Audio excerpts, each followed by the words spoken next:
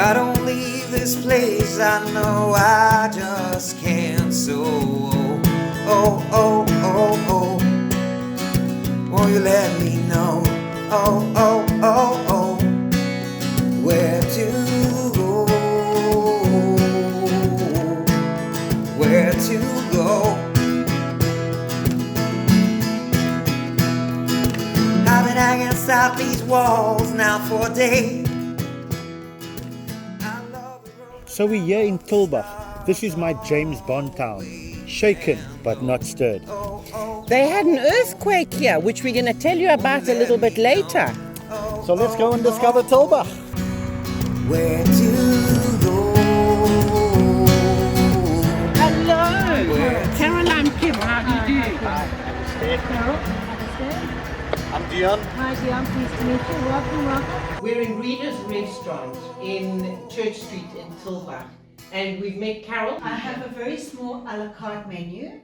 So I have two or three starters, 4 or 5 main courses, 2 or 3 desserts. I'm really well known for my ice creams. I do weird and wonderful flavors of ice cream. Oh, wow. And then during the daytime I do normal meals, and then the evening I do sort of a la carte, but more heavier style with steaks and things and Springbok shell. This is like around the world in 6 7 ice days. creams. Well, thank you. You make the most delicious and exciting ice cream. So if anybody's ever in Tulbagh and you want to have very unusual ice creams, Reader's Restaurant.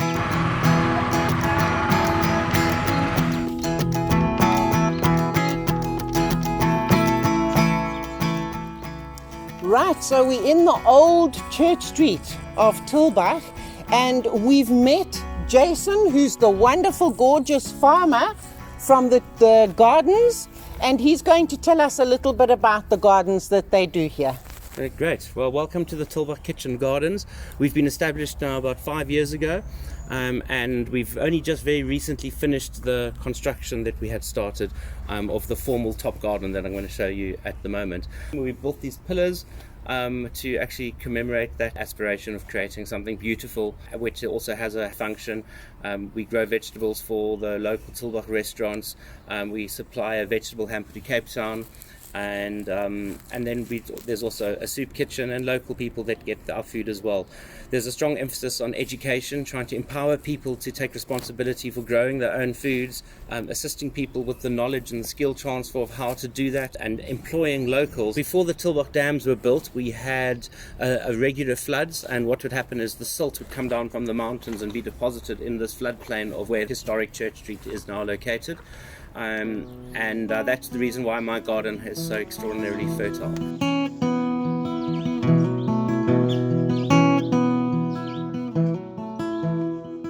I'm standing in front of the Oude Kerk. Legend has it that a dragon lived underground here in Tulbagh, and in 1969 this dragon decided to turn on its back, causing the well-known tremor that happened on the 29th of September. What is very important for me is that my mom gave birth to non-identical twins, and it is said that this tremor made sure that they don't look alike. So I'm here inside the Oude Kerk in Tulbagh, and we have a table of specific significance. This is where the treaty was signed between the Dutch and the English in 1806, and a replica of that treaty is just here in the drawer.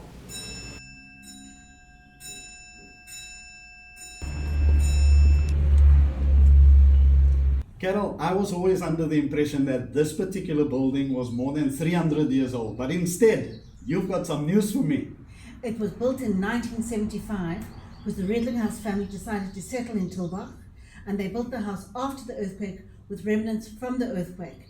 Like the big sash windows come from the Oudekloof day. The chandeliers through there come from the church in Wittedrift. The cedar door behind me was one of the unique aspects about the house because most of the doors are in cedarwood and not yellowwood. And all the coffins in the ceiling used to be cedarwood as well. And there's a reason why cedarwood was used. Because it used to repel all insects. Nothing would eat it. Nothing better than repelling insects. What else is good in this building? And you walk through to the dining room, which is over 9 feet high, because there was a cupboard there that was 9.5 feet high and about 6 feet wide. And the house was built around that cupboard.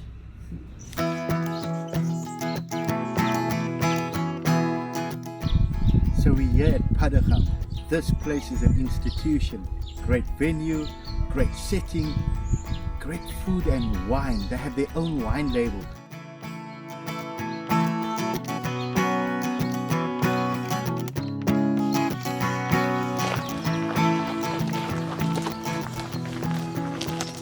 We are at Vindoux Guest Farm and Luxury Tree Houses. And right here you can actually rent these mountain bikes and actually ride through the vineyards, eh?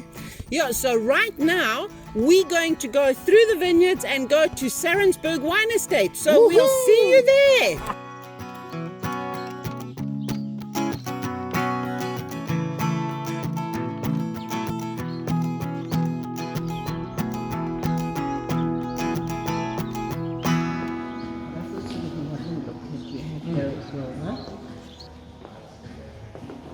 We're in Saronsberg Wine Estate with Dewaldt here, the winemaker, and I had to draw him aside because I have never seen a wine bottle with so many stickers on it. This is probably the most prized wine I've ever seen in my life. Can you tell us a little bit about this wine, Dewaldt? Well, it's Full Circle. It's our flagship. So essentially, it's the best vineyards on the farm that we combine together as a blend.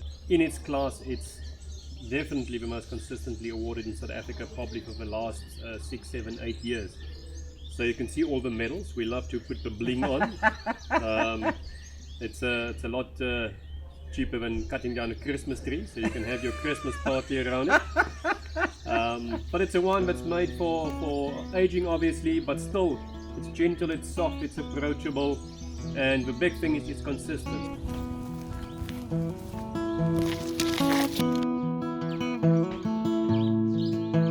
We find ourselves at Oakhurst Olives, and this is where we're going to do some olive tasting. Charmaine, so tell us, what is the difference between these two oils? Alright, the oil on your plate is our delicate oil.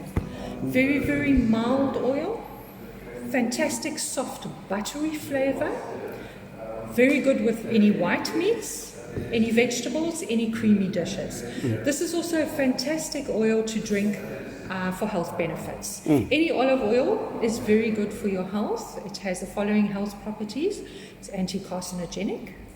It assists with arthritis, assists with Alzheimer's. It also increases good cholesterol, lowers bad cholesterol, and they're currently doing studies to prove that prolonged and regular use of olive oil reduces high blood pressure. And then we will test our medium oil, which is the one next to your plate. This is a slightly stronger flavor. It's a blend of different cultivars. It's got a more peppery flavor.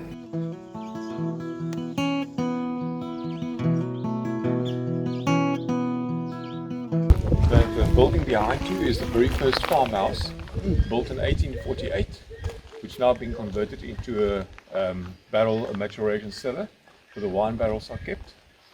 Thick clay walls, and with the earthquake we had in 1969, hardly any cracks, just in the one corner. You know, the way they built buildings those years seem to be quite resistant to it. They don't build them like they used to, eh? No, no longer. Yeah, and this bell tower is probably the bell tower from the oldest church in South Africa in its present form, which is in Church Street in Tulbagh. And they sawed it off and they thought it's rotten, and we saw it lying underneath an oak tree, and then we bought it.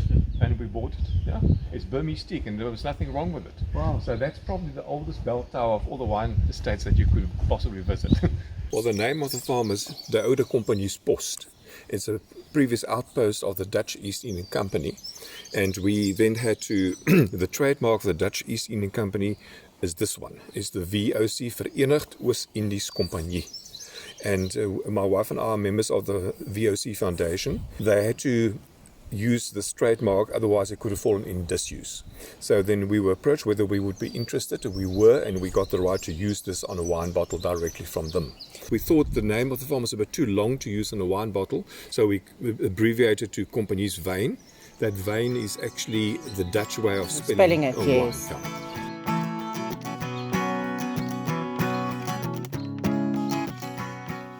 Oudekloof offers tractor tours to the top of the Obequa mountain at 382 meters above sea level. This is the second oldest wagon pass in all of South Africa. So this was obviously a very substantial stop along the way, and there was a 2-hectare piece of land that was cut off here, and this was somebody's business. They obviously lived here and provided food and water to travellers.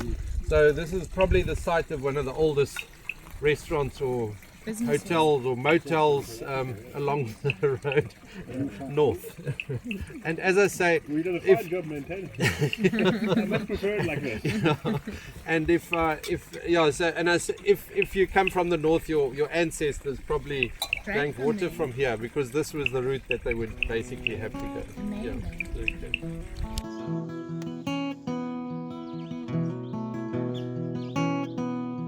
So in 1658, Peter Potter came from Cape Town. Jan van Riebeeck sent him to find a way to cross the mountain. The gradient from this side, it was a gentle way of climbing up the mountain, and they made it quite easily to the top of the mountain, which is where we are right now. But when they got here, the gradient going down is a 1 in 4 gradient, which made it very difficult. They had to take the wheels off the wagons just to get the wagons down without having an accident. But when they got to the top, they looked at this view that we see here today, and it was all worthwhile. Look at the view that we have here, and this is why they settled here. Where to go? Where to go?